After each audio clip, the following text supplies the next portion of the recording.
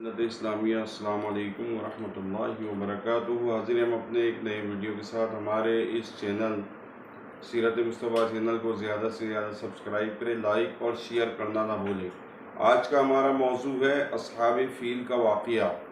حضور اکرم صلی اللہ تعالیٰ علیہ وسلم کی پیدائش سے صرف 55 دن پہلے یمن کا بادشاہ ابرہہ ہاتھیوں کی فوج لے کر کعبہ ڈھانے کے لیے مکہ پر حملہ آور ہوا تھا۔ اس کا سبب یہ تھا کہ ابرہہ نے یمن کے دارالسلطنت صنعاء میں ایک بہت ہی شاندار اور عالیشان گرجا گھر بنایا اور یہ کوشش کرنے لگا کہ عرب کے لوگ بجائے خانہ کعبہ کے یمن آ کر اس گرجا گھر کا حج کیا کریں۔ جب مکہ والوں کو یہ معلوم ہوا تو قبیلہ کنانہ کا ایک شخص غیظ و غضب میں جل بھن کر یمن گیا اور وہاں کے گرجا گھر میں پاخانہ پھر کر اس کو نجاست سے لت پت کر دیا۔ جب ابرہہ نے واقعہ سنا تو وہ طیش میں آپے سے باہر ہو گیا اور خانہ کعبہ کو ڈھانے کے لیے ہاتھیوں کی فوج لے کر مکہ پر حملہ کر دیا، اور اس کی فوج کے اگلے دستے نے مکہ والوں کے تمام اونٹوں اور دوسرے مویشیوں کو چھین لیا۔ اس میں 200 یا 400 اونٹ رسول اللہ کے دادا جان عبد المطلب کے بھی تھے۔ عبد المطلب کو اس واقعے سے بڑا رنج پہنچا، چنانچہ آپ اس معاملے میں گفتگو کرنے کے لیے اس کے لشکر میں تشریف لے گئے۔ جب ابرہہ کو معلوم ہوا کہ قریش کا سردار اس سے ملاقات کرنے کے لیے آیا ہے تو اس نے آپ کو اپنے خیمے میں بلا لیا، اور جب عبد المطلب کو دیکھا کہ ایک بلند قامت، رعب دار اور نہایت ہی حسین و جمیل آدمی ہے جن کی پیشانی پر نور نبوت کا جاہ و جلال چمک رہا ہے، تو صورت دیکھتے ہی ابرہہ مرعوب ہو گیا اور بے اختیار تخت شاہی سے اتر کر آپ کی تعظیم و تکریم کے لیے کھڑا ہو گیا اور اپنے برابر بٹھا کر دریافت کیا کہ کہیے سردار قریش، یہاں آپ کی تشریف آوری کا کیا مقصد ہے؟ عبد المطلب نے جواب دیا کہ ہمارے اونٹ اور بکریاں وغیرہ جو آپ کے لشکر کے سپاہی ہانک کر لے گئے ہیں، آپ ان سب مویشیوں کو ہمارے سپرد کر دیجئے۔ یہ سن کر ابرہہ نے کہا کہ اے سردار قریش، میں تو یہ سمجھتا تھا کہ آپ بہت ہی حوصلہ مند اور شاندار آدمی ہیں، مگر آپ نے مجھ سے اپنے اونٹوں کا سوال کر کے میری نظروں میں اپنا وقار کم کر دیا۔ اونٹ اور بکری کی حقیقت ہی کیا ہے؟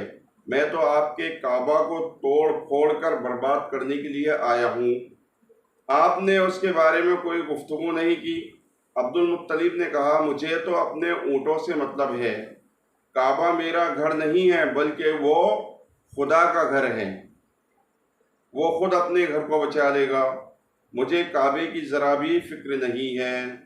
یہ سن کر ابرہہ اپنے فرعونی لہجے میں کہنے لگا، اے سردار مکہ، سن لیجئے، میں کعبے کو ڈھا کر کے اس کی اینٹ بجا دوں گا اور روئے زمین سے اس کا نام و نشان مٹا دوں گا، کیونکہ مکہ والوں نے میرے گرجا گھر کی بڑی بے حرمتی کی ہے، اس لیے میں اس کا انتقام لینے کے لیے کعبے کو مسمار کر دینا ضروری سمجھتا ہوں۔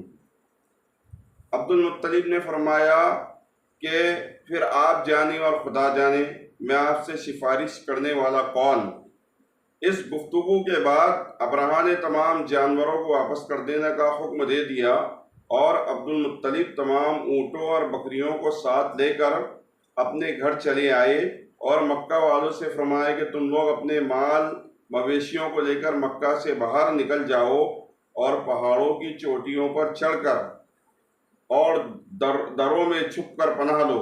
مکہ والوں سے یہ کہہ کر پھر خود اپنے خاندان کے چند آدمیوں کو ساتھ لے کر خانہ کعبہ میں گئے اور دروازے کا حلقہ پکڑ کر انتہائی بے قراری اور گریہ بیزاری کے ساتھ دربار باری میں اس طرح دعا مانگنے لگے، جس کا ترجمہ ہے، اے اللہ، بے شک ہر شخص اپنے اپنے گھر کی حفاظت کرتا ہے، لہذا تو بھی اپنے گھر کی حفاظت فرما، اور صلیب والوں اور صلیب کے پجاریوں یعنی عیسائیوں کے مقابلے میں اپنے اطاعت شعاروں کی مدد فرما۔ عبد المطلب نے یہ دعا مانگی اور اپنے خاندان والوں کو ساتھ لے کر پہاڑ کی چوٹی پر چڑھ گئے اور خدا کی قدرت کا جلوہ دیکھنے لگے۔ ابرہہ جب صبح کو کعبہ ڈھانے کے لیے اپنے لشکر جرار اور ہاتھیوں کی قطار کے ساتھ آگے بڑھا اور مقام مغمس میں پہنچا تو خود اس کا ہاتھی، جس کا نام محمود تھا، ایک دم بیٹھ گیا، ہر چند مارا اور بار بار للکارا، مگر ہاتھی نہیں اٹھا۔ اسی حال میں قہر الہی ابابیلوں کی شکل میں نمودار ہوا اور ننھے ننھے پرندے جھنڈ کے جھنڈ، جن کی چونچ اور پنجوں میں تین تین کنکریاں تھی، سمندر کی جانب سے حرم کعبہ کی طرف آنے لگے۔ ابابیلوں کے ان دل بادل لشکروں نے ابرہہ کی فوجوں پر اس زور شور سے سنگ باری شروع کر دی کہ آن کی آن میں ابرہہ کے لشکر اور اس کے ہاتھیوں کے پرخچے اڑ گئے۔ اللہ اکبر! ابابیلوں کی سنگ باری خداوند قہار و جبار کے قہر و غضب کی ایسی مار تھی کہ جب کوئی کنکری کسی فیل کہتے ہیں ہاتھی کو، کسی فیل سوار کے سر پر پڑتی تھی تو وہ اس آدمی کے بدن کو چھیدتی ہوئی ہاتھی کے بدن سے پار ہو جاتی تھی۔ ابرہہ کی فوج کا ایک آدمی بھی زندہ نہیں بچا اور سب کے سب ابرہہ اور اس کے ہاتھیوں سمیت اس طرح ہلاک و برباد ہو گئے کہ ان کے جسموں کی بوٹیاں ٹکڑے ٹکڑے ہو کر زمین پر بکھر گئی۔ چنانچہ قرآن مجید کی سورہ فیل میں خداوند قدوس نے اس واقعے کا ذکر کرتے ہوئے ارشاد فرمایا۔ سورہ فیل الم تری کیف فعل ربک باصحاب الفیل کو کہتے ہیں۔ میں اس کا ترجمہ بیان کرتا ہوں، یعنی اے محبوب، کیا آپ نے نہ دیکھا کہ آپ کے رب نے ان ہاتھی والوں کا کیا حال کر ڈالا؟ کیا ان کے داؤ کو تباہی میں نہ ڈالا اور ان پر پرندوں کی ٹکڑیاں بھیجی تاکہ انہیں کنکر کے پتھروں سے مارے تو انہیں چبائے ہوئے بھس کی طرح بنا ڈالا۔ جب ابرہہ اور اس کے لشکروں کا یہ انجام ہوا تو عبد المطلب پہاڑ سے نیچے اترے اور خدا کا شکر ادا کیا۔ ان کی اس کرامت کا دور دور تک چرچا ہو گیا اور تمام اہل عرب ان کو ایک خدا رسیدہ بزرگ کی حیثیت سے قابل احترام سمجھنے لگے۔